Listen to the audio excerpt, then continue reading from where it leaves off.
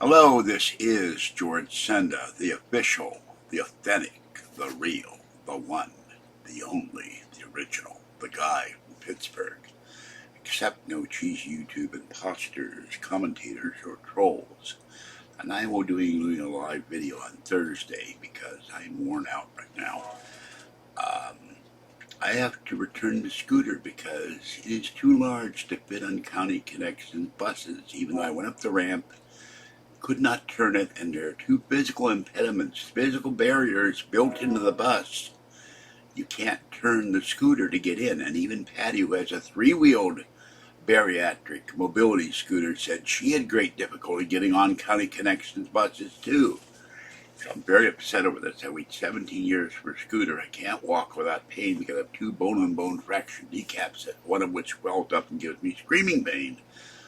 So I thought I was finally free of walking to the bus without, and no more pain. And then I get on the bus on the ramp. It started making me slide down the ramp because there was nowhere to grab onto. There's no pole by the driver's thing that's blocked by the COVID barrier. There's no pole for the handicap to hang on to. And there's one wheel well on the right side of the door of the bus that covers the entire entryway to the bus. And there's one behind the driver that's built in, a gray giant plastic block. And I finally managed to get the scooter inside. I couldn't make a turn because there are two metal barriers when they pulled up the handicap seats. If those seats weren't there and the barriers weren't there, I could have turned around. So I had to get out of the chair, and the driver, the only way we could face it, he insisted I face forward toward the windshield so we could clamp down the scooter, was for us to physically pick the entire scooter up from the back end and turn it around and then lift it into the space. And I sat down the scooter. He put the clamps and like a strap to keep the scooter from moving while he drove me to Walnut Creek. And then when I got off of Walnut Creek, I had great difficulty turning the wheel to get off the bus down the ramp. It's impossible.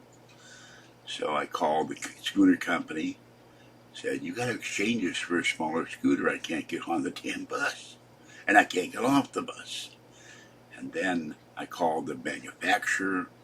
I called, other people, and I'm ticked. And there are some other violations of ADA laws that I've contacted now 4 attorneys because there's businesses you can't get in the door that don't have handicap shuttles as required under the ADA law. So this is what I've dealt with. And to top it up, I lost my Clipper card, and I may have left my iPhone at the coin dealer. I walked back to the $1.25 store. There was some bum sleeping on the bench, so I couldn't sit down. I walked. It's about half a mile. And I noticed at some point my backpack was open. I had to get the money out and my ID and wait for the employee. It was taking forever. This couple that bought a Louis Vuitton purse that was very expensive. And it may have fallen out of I'm hoping it fell out of the backpack in the coin dealer, but I'd pay the interest of my coin loan. But I lost my iPhone and I lost my Clipper card. So now they're sending me a new one, but I've got to go to the doctor on Tuesday. And I got a guy at the scooter company with an attitude. What do you want? And he said he'll try to see. And I called the manufacturer in Pennsylvania and got someone who sounded like my sister with a Pittsburgh accent. And we talked for a while about Pittsburgh. And she said the scooter companies have to deal with them. There's nothing we can do until they contact us, and there's nothing we can do for you until they contact us. She apologized. That's okay. Nice to talk to a fellow Pennsylvanian. All right, this is my one haul. I'm going to do the one for the channel members, and then I'm going to eat something and go to bed. I'm exhausted. The scooter works great, but it doesn't have enough power to get me all the way home from Walnut Creek BART. It runs out of power. Patty had to rescue me. We lifted the scooter into the van and out of the van, and I got it home, and I charged it all night. But it's too big. The wheels stick out. You can't turn it in the bus because if those barriers weren't there, I'd get in the bus easily. And I could go anywhere I want. I can't get on the bus until leave Martinez, so I'm trapped in Martinez. which is against ADA. All right. You have to have equal access to public transportation. I don't now, unless I get a new scooter. This is tomatoes, and I'm not happy, and I'm mad, and I'm about ready to cry, and I'm very upset and depressed. And I can't believe this is happening to me. We've maple bourbon bacon chopped kit. We have Green Giant Simply Steamed Broccoli. We have 2 bell peppers. And we have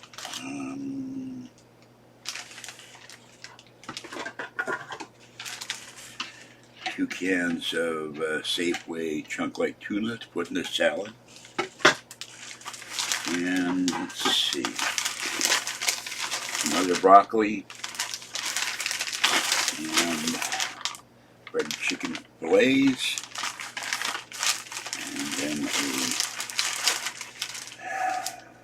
a DiGiorno personal size pizza. I'm so tired, I don't even feel like eating. And here's a $2,500 scooter. I can ride it down the street to Martinez, but I rode it to feed Tiny One and Gray tonight. And when I went on the sidewalk where Tiny One lives, I went down the sidewalk to go home, and there's a driveway. And like when I rode on the Walnut Creek, the driveways are so steep, the scooter started to tip over, and the front wheel started to tip over, and it scared the hell out of me. And I managed somehow to turn the wheel and go down the driveway into the street. And that's with a 4-wheel scooter, because the driveways are built into the sidewalk. And you can imagine what I said, and I screamed, and I'm like, oh my God, I'm going to get killed on these stupid driveways. And there's a lot of, on the way up from Walnut Creek, when I rode the thing yesterday, there's a lot of very steep driveways. It's very, very scary. And I'm a heavy guy, and because of my knee injury, I gained a lot of weight when I fell on Bart on the escalator years ago. The escalator step ate my shoe, and it went under the inspection plate. And that's how I wound up my knee, screaming in agony. And I went to my doctor. I didn't go to the hospital because it was a $200 office visit. I missed my visit, and I missed the visit. And I said, my knee is killing me. What do I do? And she had an x-ray and said, you fractured your right kneecap. And then last June, I got told by my surgeon, my very good doctor at UCSF, your left knee is fractured. You have to have both of them replaced. And my iPhone 7 fell out of my bag, and that keeps me sane because I play games on it, watch YouTube, check the weather. When I'm in my apartment, it's not a phone because it's not connected to phone service. But I hope I haven't lost that, because I'll be very upset.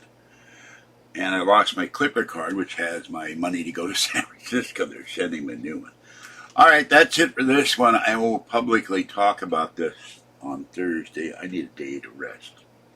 And I have to call the coin dealer tomorrow. And the guy at the scooter company, I called him. He's got an attitude. He did that twice. I called him up Monday. Where's my scooter? What do you want? I don't know where my scooter is. It's supposed to be delivered today. It's not here. Oh, you up tomorrow?